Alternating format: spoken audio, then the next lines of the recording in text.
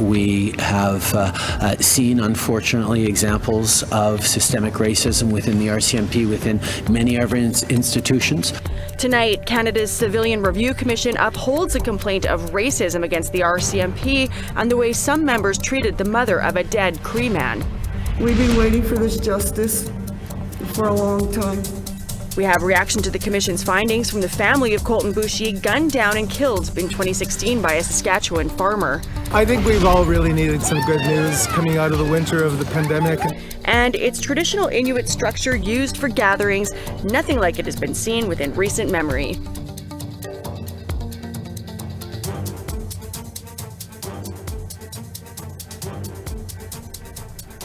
Good evening, I'm Melissa Ridgen with your APTN National News. We begin tonight with an update to a story that APTN reported last week where an international adult website had sections requesting nude images of Mi'kmaq women. The users in the website posted full names of adult women and underage girls without their knowledge. These sections have been taken down. The RCMP said there are 5 open investigations in Nova Scotia, but could not comment on other provinces. Anyone victimized on this site, which APTN is not naming, is encouraged to contact their local police, and the victims of online child exploitation should report to cybertip.ca. Moving now to Alberta, where bail has been denied for 2 men accused of killing Métis hunters Jacob Sampson and Maurice Cardinal. Father and son Roger and Anthony Bilodeau are each charged with 2 counts of second-degree murder in those deaths. Their bodies were found a year ago beside their truck where they'd been hunting.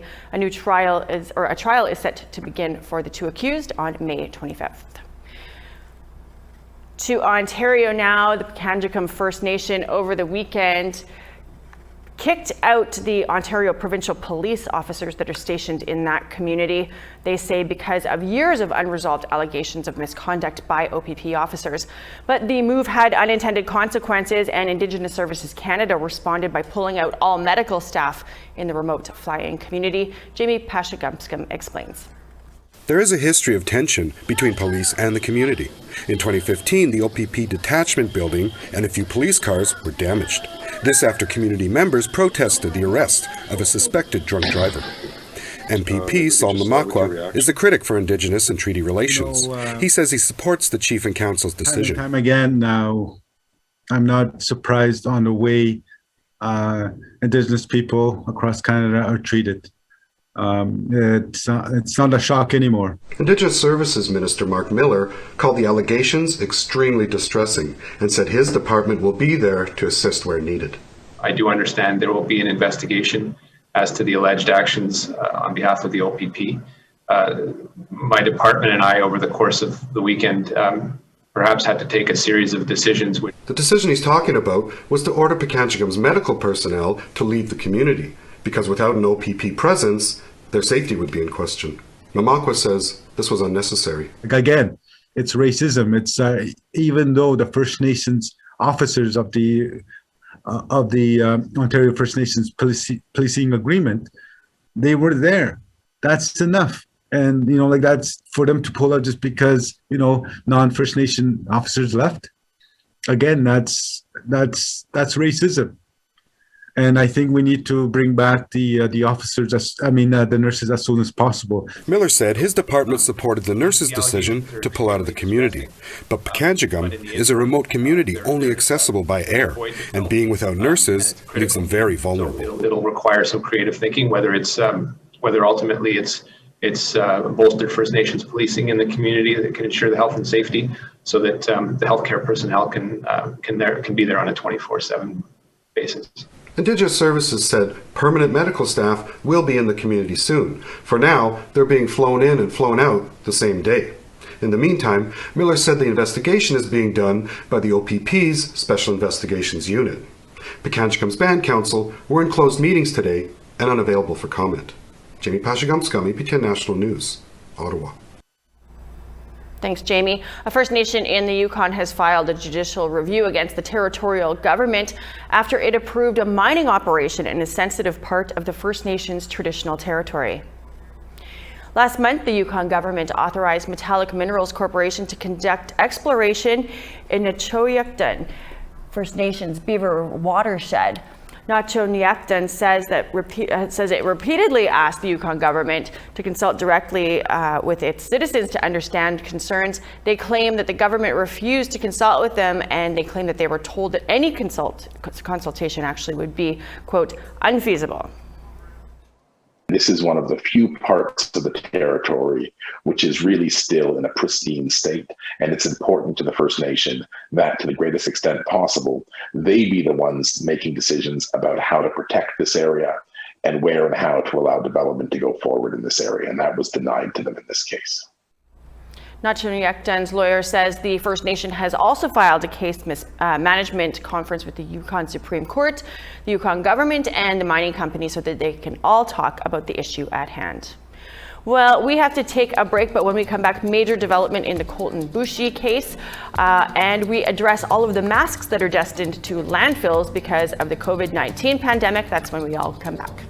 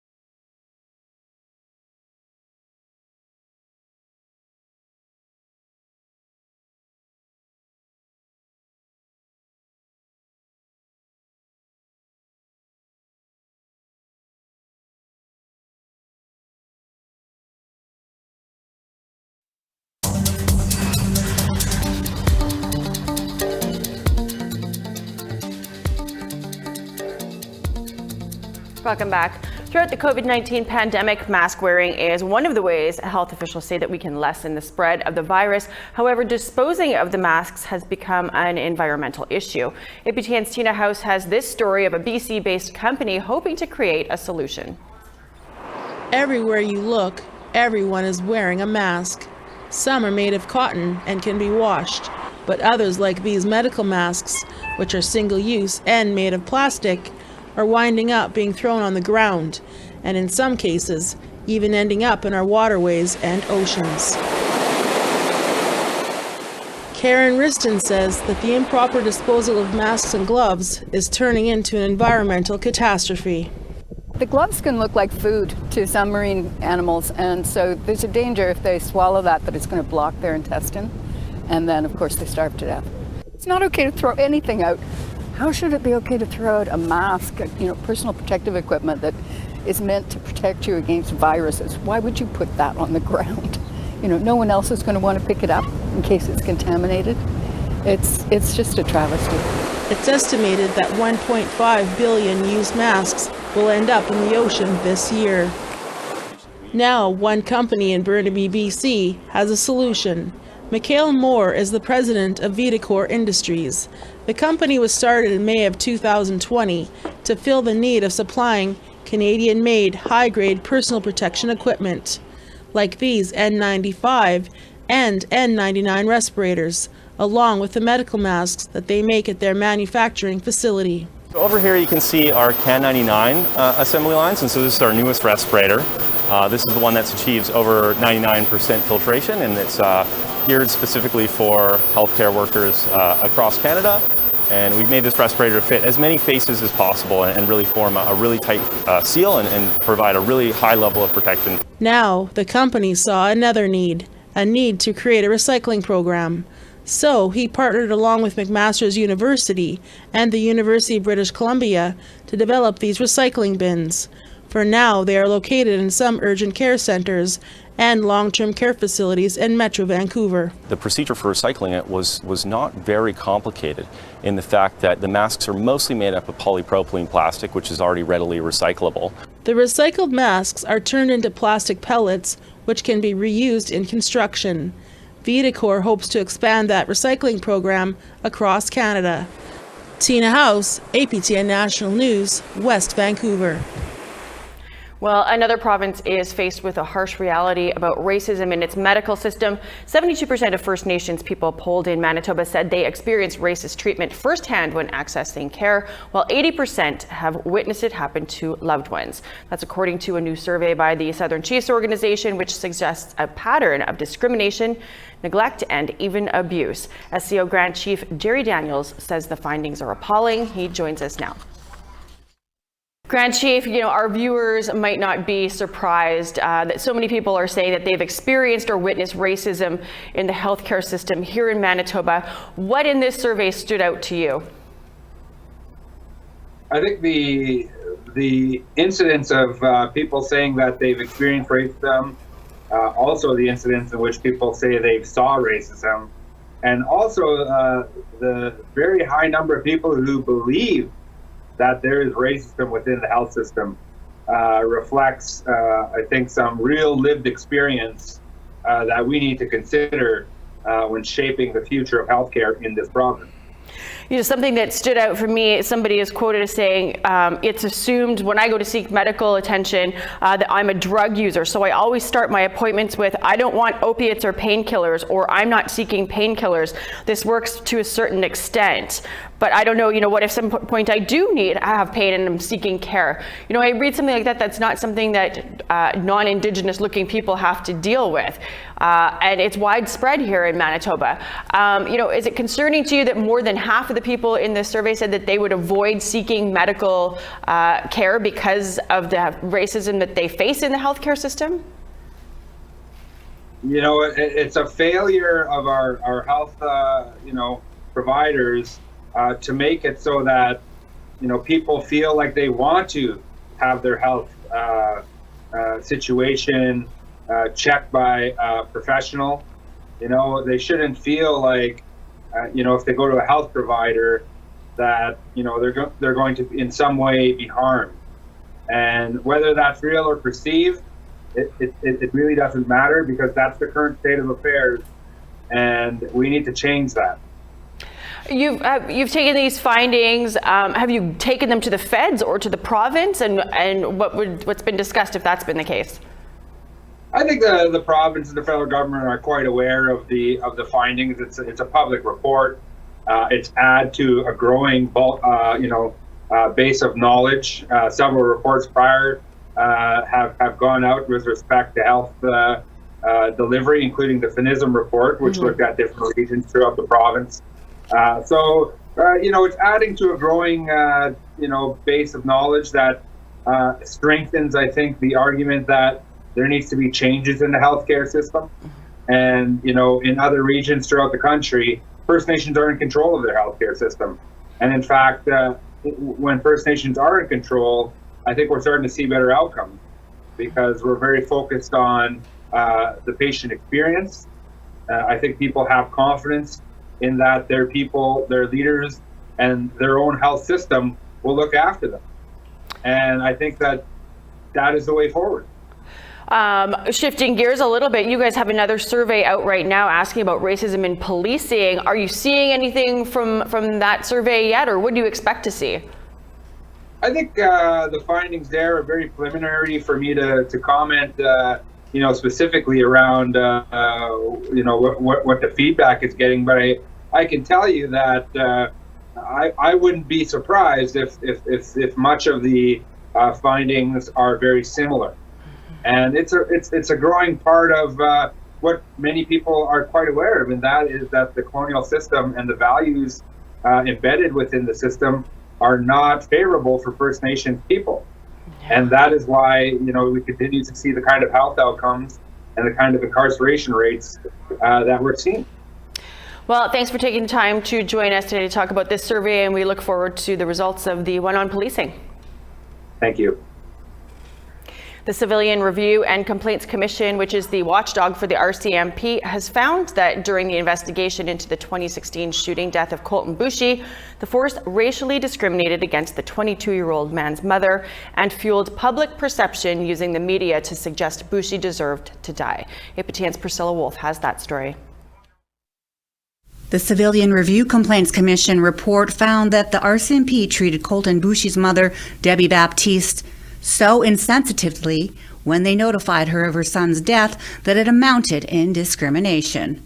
Attorney Chris Murphy, who is a defense lawyer and has been helping the family, agrees with the commission's findings. The RCMP did not have reasonable grounds to believe that there was an armed man inside Debbie's home, but 7 men and women surrounded that home with their carbine rifles in their hands anyway.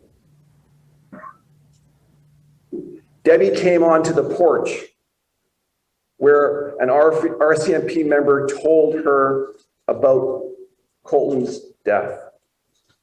She collapsed on the step in grief. The RCMP took her inside. Then they commenced the illegal search of Debbie's home. And as the CRCC found, the RCMP told Debbie to get it together. They asked her if she'd been drinking. They smelled her breath. Then Debbie told the officers she was waiting for Colten to come home and his dinner was in the microwave.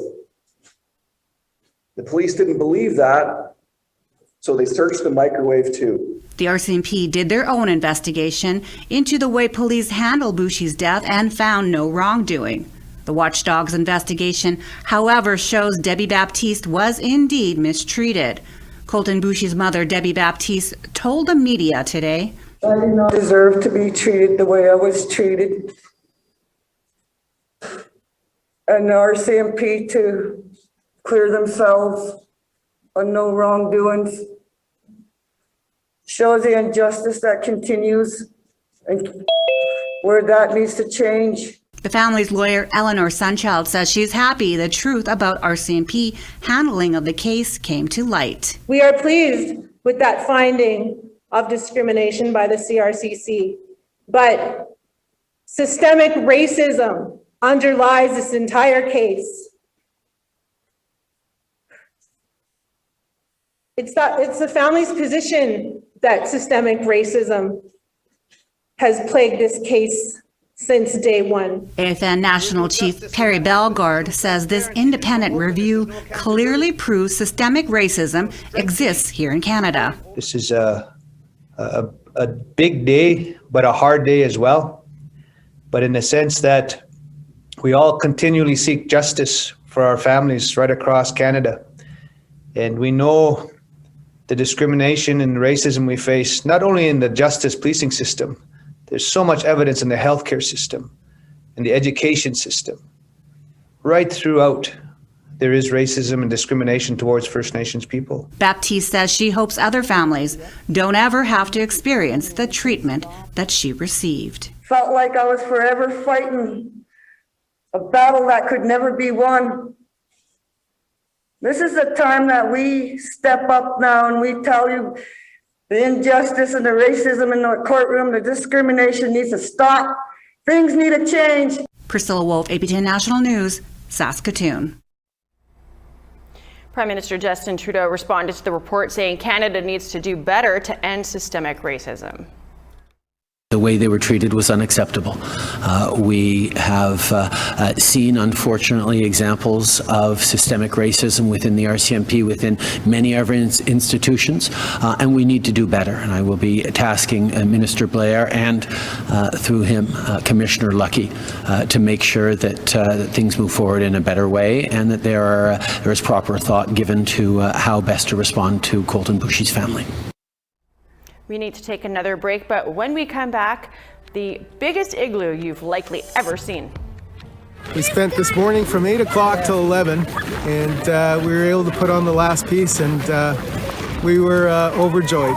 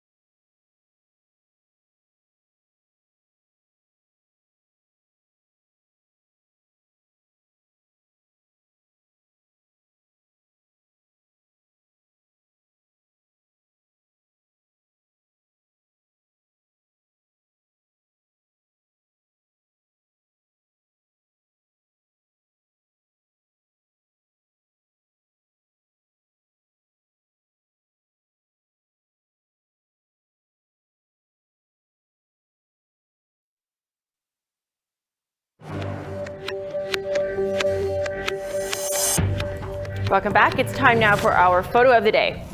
Today's photo was sent in by Joan Beatty. Here we see Axel enjoying a beautiful sunset along Deschambault Lake in northeastern Saskatchewan.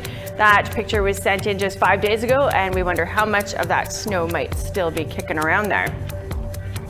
Keep those photos coming. Send them to share@aptn.ca for the chance to be our next photo of the day. Now let's take a look at tomorrow's weather forecast. Off to the east coast, we've got sunshine and 14 for Fredericton, 10 and sunny for St. John's. Happy Valley, Goose Bay, cloud, 6 degrees. Kuujjuaq, snow, -11. Gaspé, sunshine and 11 degrees. Same with Saguenay and Quebec City. Sunshine and 16 for Toronto. Some showers maybe and 13 for Sault Ste. Marie. 3 in snow for Kapuskasing, 16 in sunshine for Timmins. -9 for Norway House and snow, -9 and a mix of sun and clouds for God's Lake. Winnipeg, mix of sun and cloud, 10 degrees, 0 and a mix of sun and cloud for Dauphin. -3 and cloud for Saskatoon, 0 and mostly sunny in North Battleford. -7 and cloud for Buffalo Narrows, -15 sunshine for Stony Rapids. -8 snow for High Level, -14 and snow for Fort Chip. Sunshine and 5 degrees for Edmonton, 7 and some snow or cloud for Lethbridge. 12 and sunny for Kamloops, 7 and rain for Quesnel. 6 and rain for Prince Rupert, 3 and showers for Prince George. Mayo, -9 and sunny skies. Dawson City, -9 with a mix of sun and cloud. Trout Lake, -8, same with Fort Liard, sunshine there, -15 and sunny for Norman Wells. Tuktoyaktuk, -18 and sunny, same with Inuvik. -27 and sunshine for Baker Lake. Nuyot, -26 and sunny. Igloo, -29 and clear skies there. Pangertung, -29 and clear there as well.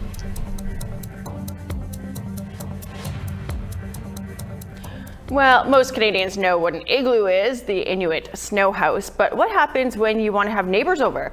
Well, you're going to need a bigger igloo. Kent Driscoll has this story of what happened when Iqaluit decided to build the biggest igloo in memory. This is a kagiak, an igloo big enough to hold a gathering in. Inuit would build them on the lands when groups would meet to socialize. Iqaluit hasn't seen a kagiak in recent memory. Kagiavut is an Iqaluit-based group with the dream of building a performing arts center in Nunavut. Nunavut has Canada's largest percentage of artists and is the only province or territory without a dedicated stage. So Kagiavut decided to build a kagiak. I started with Kagiavut around October, and the first question that I asked myself was, have we ever built a traditional kagiak? So the idea stuck in my head, and then I approached Solomon Awa, and I said, is this something that we could do together? And he hesitated, and a week later he says, okay, let's give it a shot. They started on Wednesday last week and only finished the very top Sunday morning. Iqaluit residents dressed for the seasonal -20 conditions and came out in droves. We spent this morning from 8 o'clock till 11, and we were able to put on the last piece, and we were overjoyed. This kagiak covers a lot of ground. It is architecture, engineering, culture, and community, all rolled into one. I think we've all really needed some good news coming out of the winter of the pandemic and the year, and all I wanted to make sure was that people could celebrate life, celebrate Inuit culture, and the fact that bringing awareness to what we really need here. Kagiavut's been advocating for an actual real performing arts center in Nunavut, and I hope that this helps bring out the issue. For one weekend at least, Iqaluit residents got to see what a kagiak is all about. Built in the hope that it could be followed with an actual year-round performing arts center. For now, that permanent stage remains a dream, but Kagiavut hopes to make the kagiak an annual event. This weekend was evidence. If you build it, they will come. Even though it's only built to last the weekend. Kent Driscoll, APTN National News, Iqaluit. Would have loved to have seen a step-by-step of that so we can make little ones in our own yards. Well, that is a wrap on your APTN National News to kick off the week. I'm Melissa Ridgen. Thanks for joining us, and if you missed anything over the past couple days, of course, you can head to our website, aptnnews.ca. Go get caught up. Have a great night.